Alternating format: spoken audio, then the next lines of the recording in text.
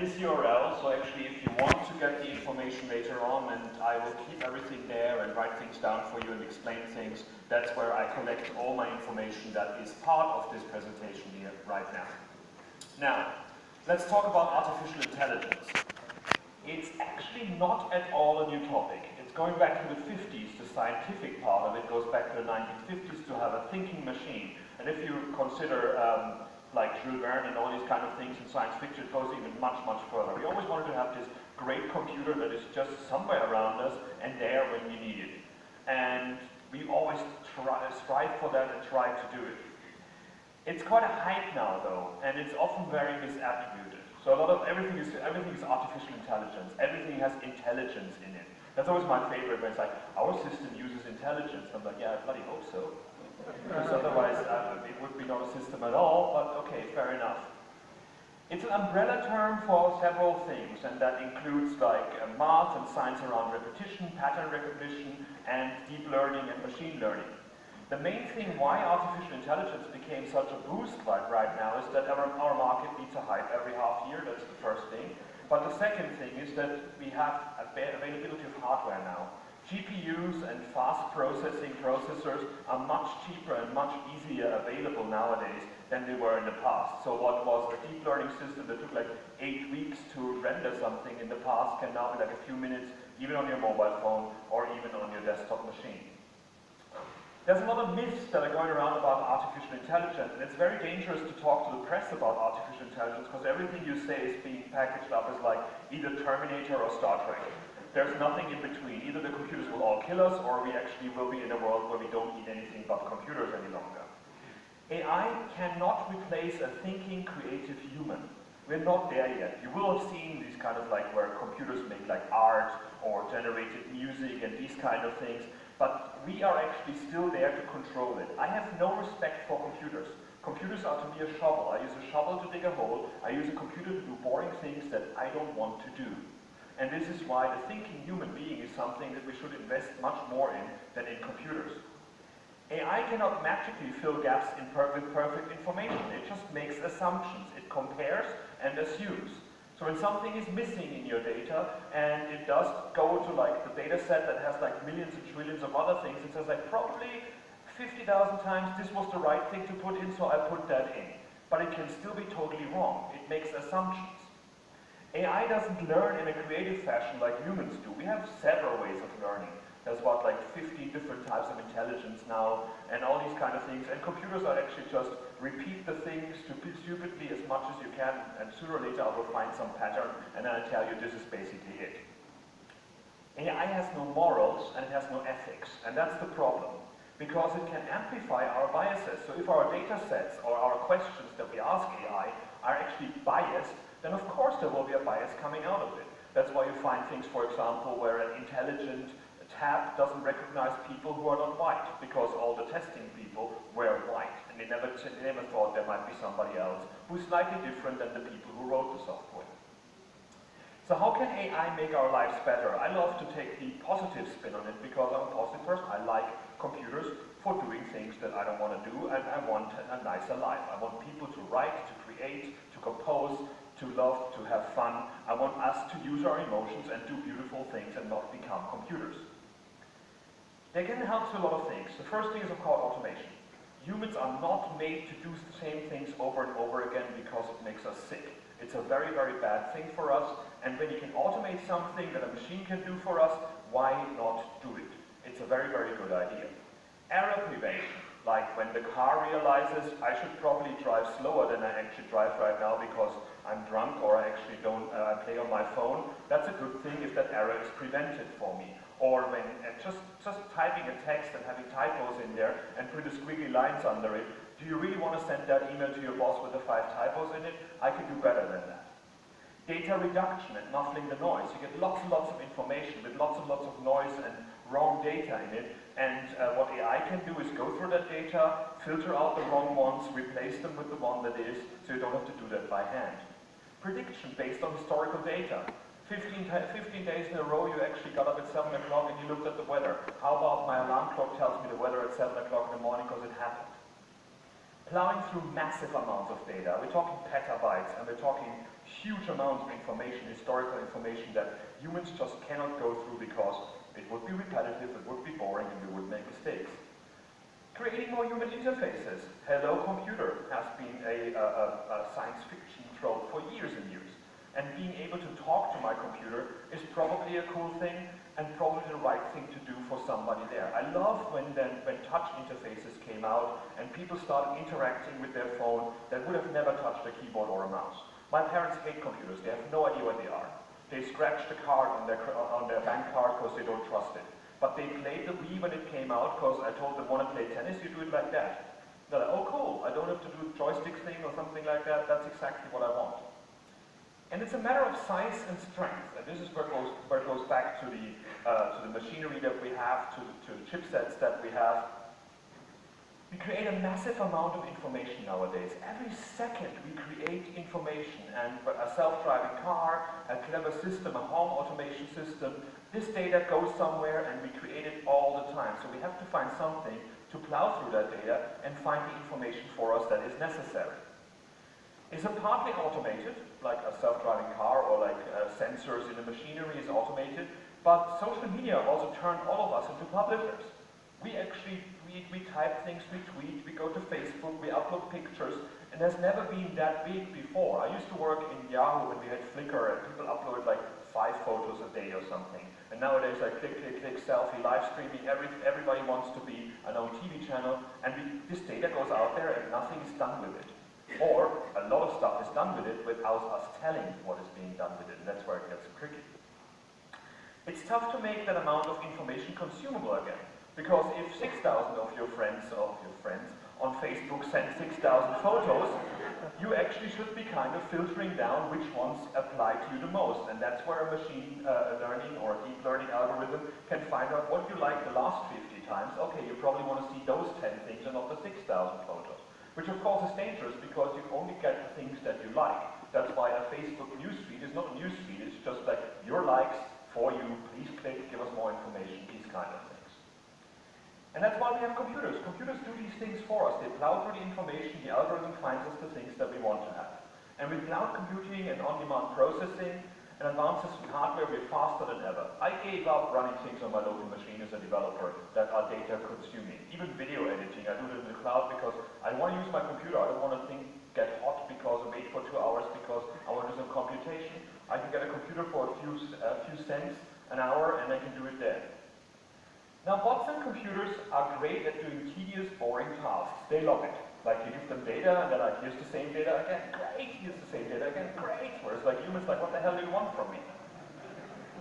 Repetitive tasks that reach a result by minuscule changes on every iteration are easy to automate. Plow through this until there's no error in it anymore. Change that triangle to a circle until it looks like a circle. Humans don't want to do that, computers are happy doing that. Finding patterns and comparing them in a simple fashion is what computers and bots are good at too. Like, once again, you uploaded so and so many pictures, you probably like these pictures too because we find the pattern that matches you and that what is you like. Humans, on the other hand, are a different beast. We're messy and we make a lot of mistakes. And humans also get bored easily by tedious, repetitive tasks. And what happens when we're bored? We make more mistakes.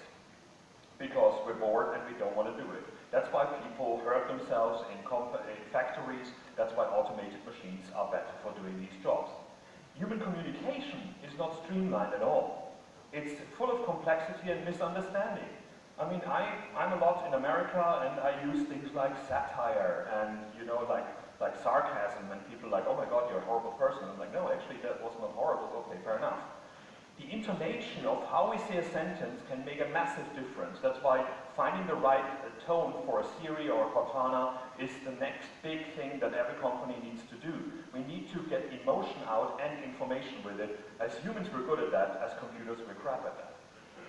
So humans and bots, computers together, the communication is kind of weird.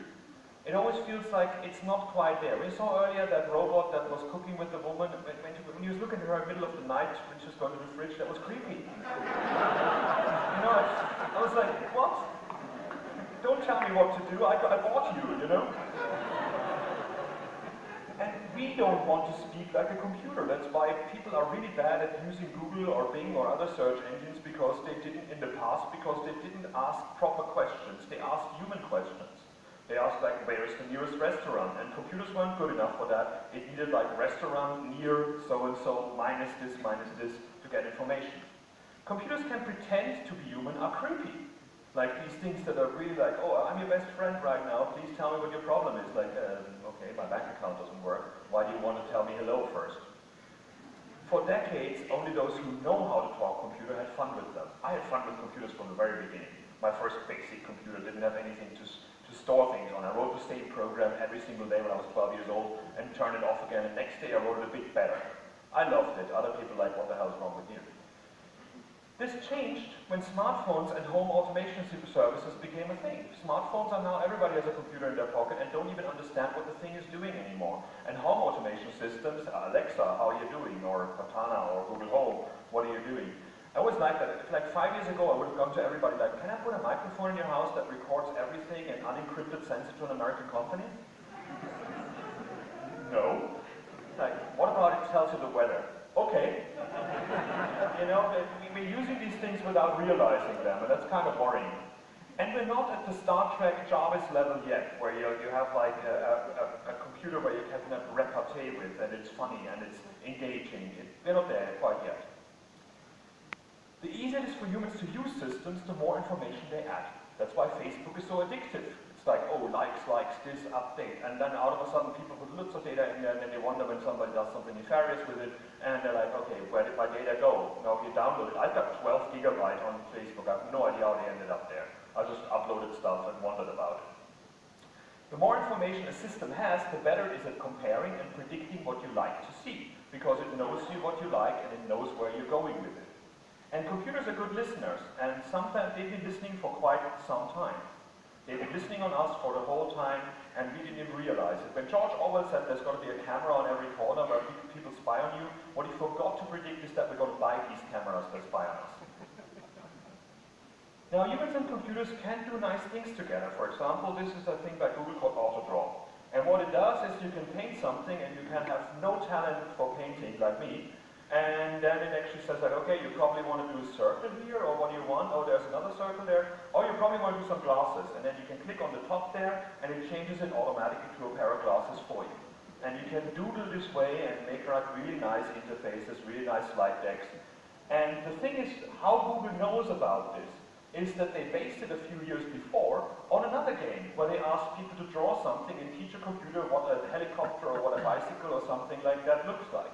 That I love. If you give people the information or make it a fun way of giving people data to enter data and then give the data back in another system that makes life better or easier for those people, this is what we should have. Not record our data, mine it, send it to advertisers, and then leave you in the lurch. Google also has the reCAPTCHA system, which is for that bots can't send comments on your website. And this lately has become that image thing here where you actually detect where these things are. And they use that, for example, first of all to scan books for Google Books.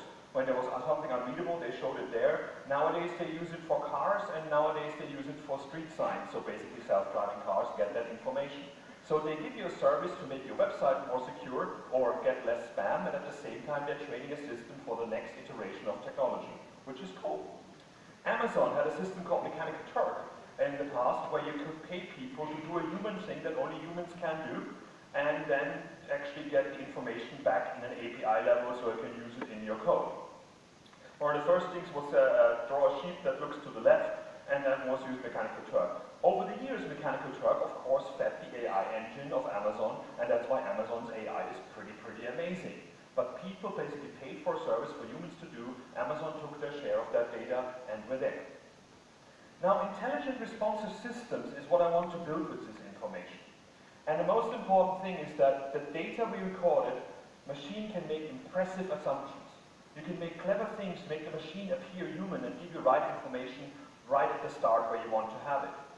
These help to create more human interfaces that are easier to use, and the quality of these interfaces are depending on how much data you have. And as such, it's probably a good idea to do a third-party service, because you yourself cannot compare with millions and trillions of photos because you don't have them. But Bing, which is a search engine, you do Google for it in case you don't know it, has indexed images for years and years, and we actually can compare these things for you. Now, most software players have machine learning APIs that you can use, cloud APIs. These APIs get you the insights back as JSON when you send some data there.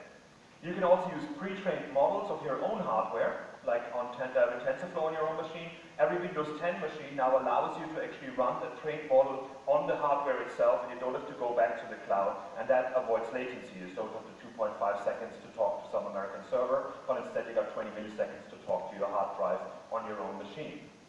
So Google has them, Amazon has them, Microsoft has them, IBM has Watson, which are in the list there, but I will soon as well. Now, what do we do with these things? The first is language and writing. The first thing we did with learning machines was actually translation. Take a text, translate it into something else. That was just word by word, didn't make much sense, so people didn't like it too much. We moved then into natural language processing, where we actually took the grammar and the structure of the other language into consideration as well, and then so did language detection and did automated translation for you. Using these, we allowed people to write human commands. And these are quite impressive when you can do these things if you don't even know it yet. But people who use a computer or a mobile phone for the first time, they love these kind of things because they don't want to type in keywords. So for example, how far I am from the capital of Denmark works in Google Maps. Where do I find a good restaurant around here? How does the computer know what a good restaurant is? People's reviews. Show me documents I wrote 5 days ago with more than 600 words. That works on a Mac in Spotlight or in Cortana as well. So we can talk to our computer in a human fashion nowadays. The next one was vision. So when text became too boring, we actually added images to the web media. What we forgot about is that not everybody can see them, like people who can't see an image showing them an image makes no sense. If the image cannot be loaded because of some network error, that makes no sense either. So you need to put alternative text in there. Say, for example, you do a conference website and you publish your agenda as an image and you don't get, oh wait. This is where machine learning steps in, and it helps turning an image into text that is indexable, that is understandable for a blind person, that can be actually used for keywords. One of these systems we have already in place. This is the most beautiful dog on this planet because it's our dog. He's on Instagram, he's famous. And the other day I dragged it into this PowerPoint, and down there it said, all text, a dog sitting on a sidewalk. This is the AI engine, or the cloud services that we have, turning this into a text. So a blind person would hear this when they open my PowerPoint now. And I find that image later on as well. If I look for dog sitting on a sidewalk, it finds that image that way. It also analyzes the image and finds that the nose is in the middle and the shape of the dog, and gives me different design ideas what would be a cool PowerPoint to use with that image, without me having to know anything about beautiful designs, or at least pleasing looking designs. There's also a great bot on Twitter about this, like this picture, for example. Mom said you have to list the export. And if you do just Vision API in any tweet right now, #vision_API, it turns it into a text. So in this case, it says the confidence is 86%, and this is Ed Sheeran standing in a room. So that way you can turn images into text by comparing it with lots of data we have already on the internet. There's an API for that, where you can actually, in this case, it finds that it's a train with people next to it. You get the tags, you get like the context of it as well, and you can put any image in there, get the information back. You can also do an OCR scan on images and turn images with text, like an agenda of a conference, for example, into text that way. You can also have handwritten text from images, so you can like little sticky notes, and then you put it from the camera and it turns them into text. Good luck with my handwriting, I can't read it myself actually. You can recognize celebrities and landmarks. So in this case, it finds the Colosseum in Rome, and the other one is Satya. It's broken because it doesn't recognize me as a celebrity yet, but we will go there. Face detection is where it gets really interesting, because faces are a great way to log in. My computer, for example, which is not standing here, but it would be if I pointed there normally, is I can look into it and unlock my computer that way. There's 3 cameras in there, there's also an infrared camera in there, so it realizes I've got a pulse, so I'm alive, and I never had to type in my password again anymore. This is awesome. You can detect faces in images, and you can then cluster them. You can identify the face, you can say that's a man of 50 years, approximately 50 years. You find similar faces, you can group faces into different subsections, so that way you don't have to do these tedious tasks of copying and pasting lots of images into folders anymore. You can also detect if it's the same person in two different photos, and that way you can find out, by the way, Chris, here's your photos, here's the 500 other photos where you're also on there. Facebook has that, where you can automatically tag, which can be creepy as well. Imagine you're Superman, and you don't want to be known that Clark Kent is the same guy, and it's not good. Sentiment analysis is another important step, and I could talk hours about this. There's a great thing that finding out the sentiment of a text, image, or video can help with a lot of things. It can help you find, for example, a video that only the happy parts are there. I don't want to see the boring thing, I don't want to see the happy parts, I want it first, because they then stop sending things in.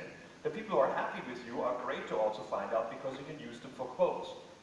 You can see when users of a training course aren't paying attention. That's another great thing with videos. You find out that people are sleeping away, whatever.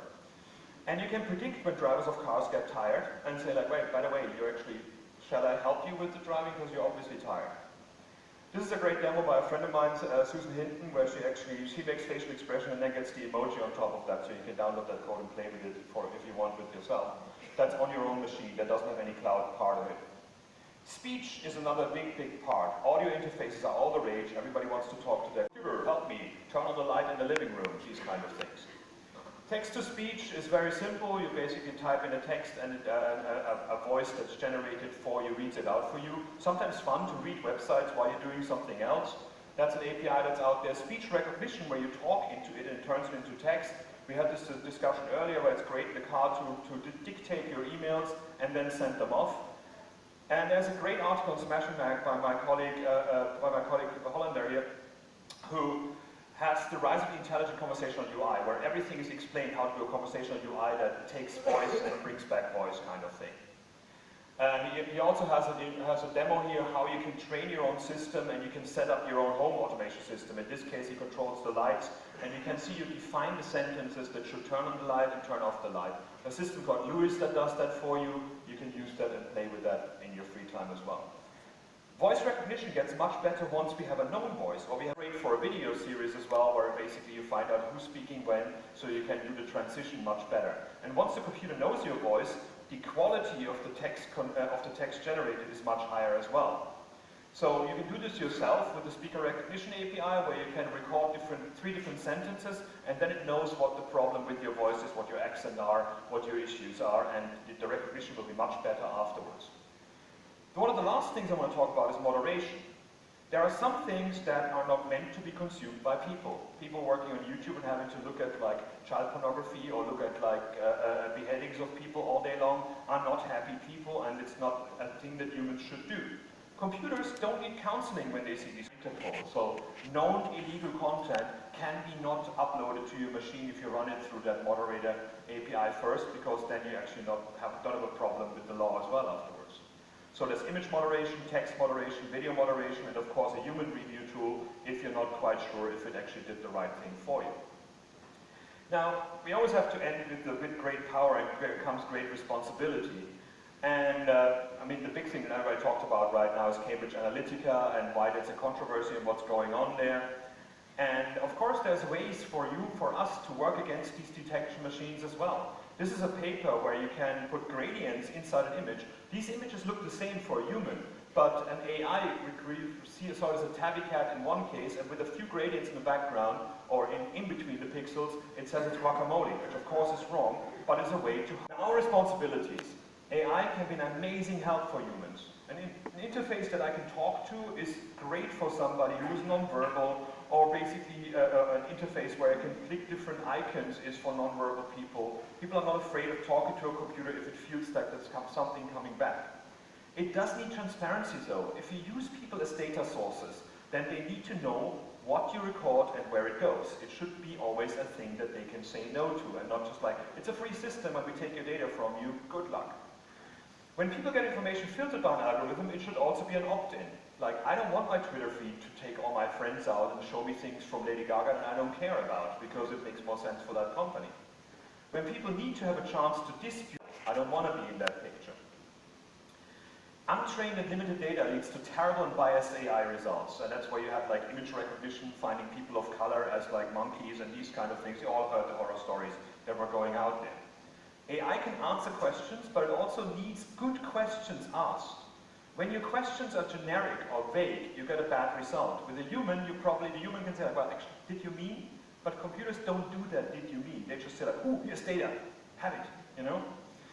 Data is the new currency, and I think it needs as well protected and handled as money is.